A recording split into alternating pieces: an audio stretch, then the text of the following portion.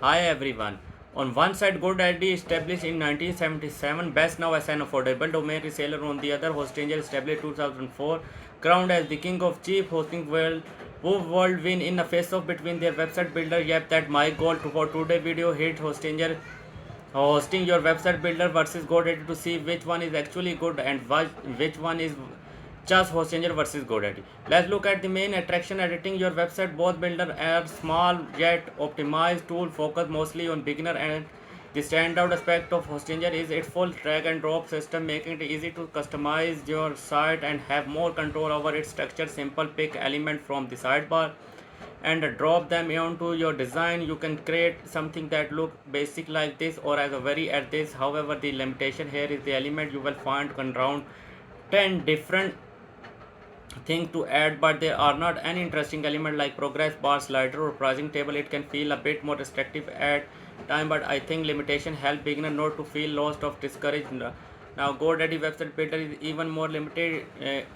There no sidebar for element and no drag and drop control. You can only add thing is predefined place. There are basic customization option for style and fonts, but managing them it's not very intuitive. GoDaddy does offer a free a good selection of individual selection from social link to protect display. They allow you to create a more interesting website with a pricing list, restaurant menu, and PDF viewer to sum everything up. Editing wise, both are is really easy to use tool if you want to build a simple yet modern website. While we are still on the any marketing tool topic of money, let's look at what both website builder can offer businesses. While Hostinger website builder is the best suited for small scale site, while GoDaddy provides a comprehensive business site allowing for greater control. In fact, I would say that GoDaddy marketing tool are the a strong side of this builder. GoDaddy stand out with its full-fledged business side. It's allow you user to control social media from one place and handle that directly without leaving GoDaddy. Additionally, it simplifies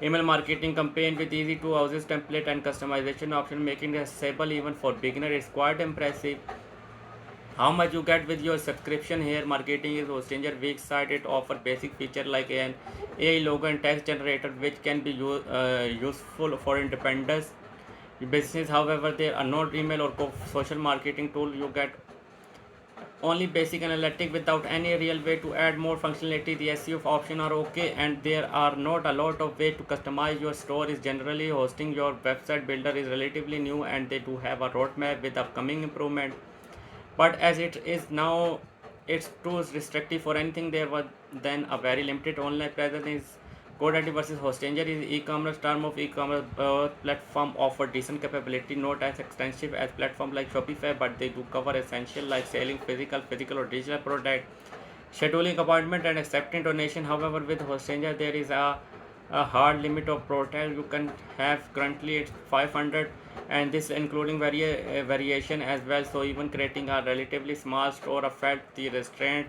With Hostinger, GoDaddy is more generous, allowing you to sell 5,000 products and offering a bit more better selection for customization. GoDaddy is good for stores that want to grow and use marketing to its fullest. Since you have probably not planned pricing and fees and looking to build a website for 5 minutes and forget about it, we should look more about long-term pricing. Through as mentioned in the beginning, you can beat a stranger when it's come to cheap plan. You can nab a builder plan for less than $3 a month. That is including 100 GB of SSD storage space, unlimited bandwidth, is a free domain name, weekly backup, and the ability to host up to 100 sites. That is the thing I love about hosting her. It's not restrictive, so I feel like I am buying a tool that can be used 100 times. GoDaddy takes a different approach to pricing and offer a free plan, not a trial but a full on a plan with a subdomain name. Of course, this option cannot be used for e-commerce or online shop,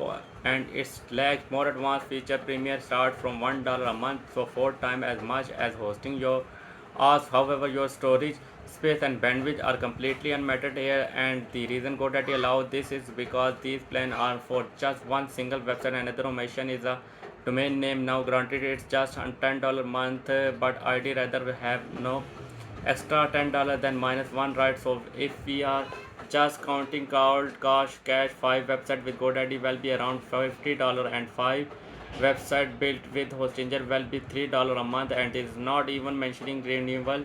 Right, the fine print you see below price is to renew it will be very higher. Sometimes this can be a 30%, another 300% increasing. Luckily both providers are in the clear with an okay price jump. I also have to give point to both provider for showing this renewal price straight away and not hiding it somewhere. In terms of services, for your renewal can actually depend on your billing period. Once you choose a plan, you can prepay for it from 1 month to usually 4 year. To get the best pricing, you should go with the longer term. The main reason is that good provider or usually have at least a 30-day money back guarantee, and these two are no exception. Don't be shy and leave a comment below. That it from me for today. I will see you next time.